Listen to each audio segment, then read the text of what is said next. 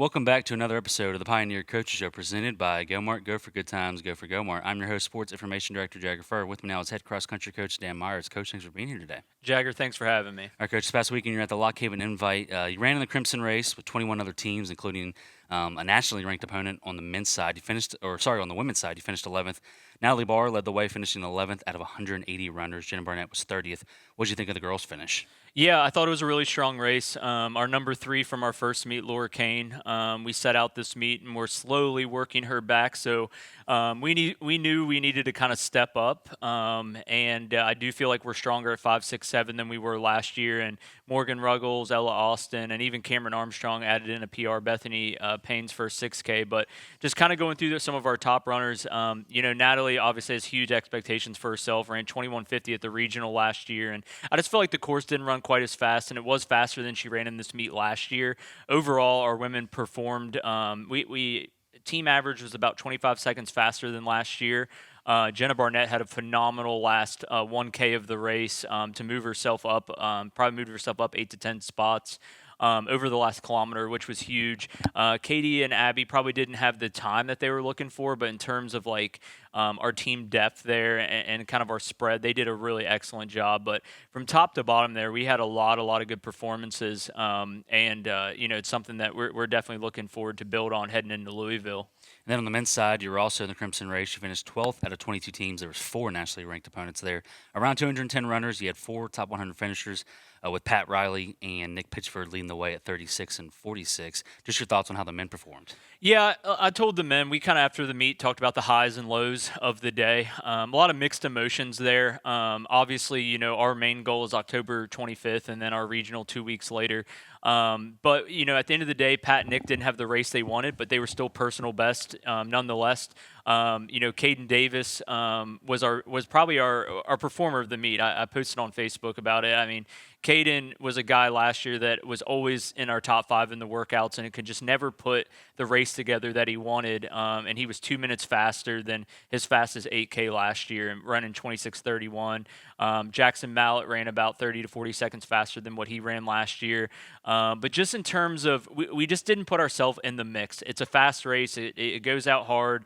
You're not going to catch a lot of people on a pancake flat course like Lock Haven. And we just kind of ran flat in the middle of the race. And as a coach, it's just something we have to reevaluate in our workouts over the next 2 to 3 weeks.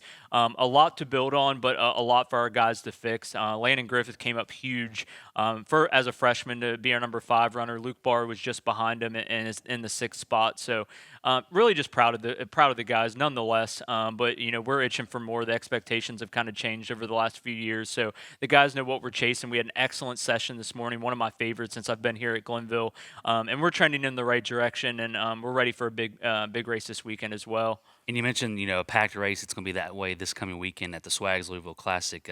First, this is a new one on the schedule. It's going to be a big one. What kind of led you to putting this kind of a race on the schedule? Yeah, every year as our team's gotten better, I want to make sure that we're seeing the most elite competition as possible. I hope in Louisville goes well. Don't know if it's always going to be on the schedule, but I mean, we're looking at 50-plus schools, and hopefully later today we'll figure out what race we're in.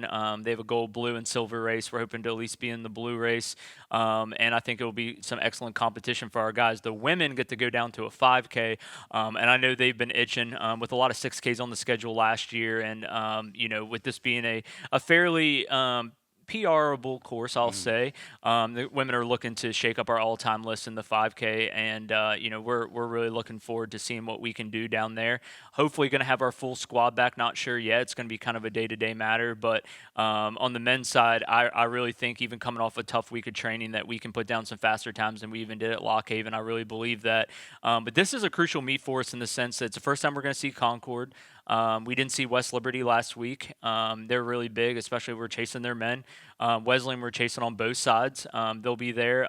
D&E will be there as well. So just some different conference schools that we didn't see last weekend, and 2 that we haven't seen all year. So this is going to be a big environment for us. It's really going to show the kids this is the maximum, one of the top races in the country this weekend. We're really looking forward to see how we stack up against some of these elite programs, and hoping to come back with some more all-time marks and some more, a a better trajectory than we maybe came off Lock Haven heading into 2 weeks out from conference. So we're really looking forward to it. And you mentioned some of the teams you're going to see, and like you said, probably about 50 some teams. Going to be a lot of runners, more than you saw this last weekend. How do you value success? Is it going to be PRs, placements, how you go against MEC teams? How do you value that this weekend? I really think just our spread in general. Obviously, looking for some good times, but as we kind of noticed this weekend, especially with the girls group that we ran, and then our guys group, is that each week someone different is stepping up on the men's side. Each week someone different stepping up on the women's side. That 1 to 5 spread is going to be huge for us. How do we locate our teammates like we're doing during our training sessions? How do we keep that spread as close as possible? Because that's really going to be our 3 to 5 and our 6 to 8. Both of those are going to be crucial, and to how we kind of block out some of these conference schools and where we find our success. I know Pat, Nick, and Natalie and Jenna, they're always going to go take care of business, but how do we back them up? How do we provide support to make it a well-rounded team performance? And I think we have the heart and grit of the team to do it. It's just a matter of showing up in big spots, and there's not going to be any bigger lights than this meet down at Louisville this weekend. So hoping we perform well. Everything's trending in a good way, and I know the team's really excited. Well, Coach, we appreciate you coming in. Good luck this weekend. Yep, thanks for having me. Welcome back to the Pioneer Coaches Show presented by GoMart. With me, I've head volleyball coach Kiara Perkins. Coach, thanks for being here today. Thanks for having me. All right, Coach, last week you wrapped up non-conference play on Tuesday at California, PA. You felt a really good team. They're 12-2 now in the year. You fell 3-0 there. It was close first set, 25-23, but Cal was really able to create some separation in those closing sets. Just what did you think of Tuesday's loss? Definitely, it definitely shows where we're at and kind of the things that we still need to work on. But definitely, I mean, we like what we see out of the team, and now it's just trying to get it to be consistent every single time that we step out on the court. Then you opened up conference play on Friday with Fairmont State, kind of the same song, but the Cal PA game, really close first set, and then Fairmont State was able to pull away there in those final 2 sets. Just your thoughts on that loss as well. I mean, especially going in, the energy that we brought, the intensity that we brought, and it's just finding that stability throughout the whole game. We know Fairmont is good. I mean, even looking at the history, I believe it was 15 matches since we had won. So it was definitely having that going in, but I mean, we definitely saw good things out of there again, and I am really excited for when it all clicks. And we have it every time. And this coming week, it's a full week of conference play. You'll have D&E tonight, and then West Virginia Wesleyan on Friday, a team you've already played this year early in the season. But this season as a whole, it's already had its up and downs already. You started out 6-2. Now you've lost 6 out of your last 7. What's kind of been your message as you try to keep the team composed now that conference play started? We know, especially like with sports, in everyday lives, you're going to have the ups and downs, but it's what you do when your back's up against a wall. Really how much you're willing to fight for it, and like really wanting to go in, like wanting to earn it. Well, Coach, we appreciate you coming in. Good luck this week. Thank you. This fall, GoMart's got your chance to kick your tailgating game up a notch.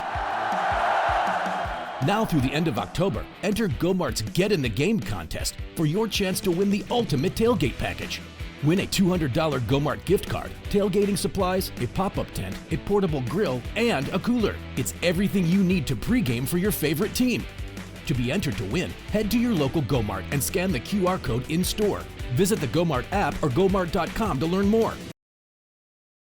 Welcome back to the Pioneer Coaches Show presented by GoMart. With me, I've head women's soccer coach J.R. Dodson. Coach, thanks for being here today. Thank you, Jagger. Always great to be in. All right, Coach, you got your first win of the year on Wednesday night against West Virginia Wesleyan. It was a 3-0 win at Moore Stadium. You scored an early goal, and then you put it out of reach there in the second half with 2 more. What did you think of the win? Girls just came out fighting. That's the kind of play that we know we're capable of, and we had a game plan going in, and they executed it, and it was a great win. And you tied with Davis and Elkins on Sunday. It was a 1-1 game. You gave up an early goal, but you matched it. I think it was about 12 minutes later, and the score stood still for the rest of the game. Just your thoughts on that draw?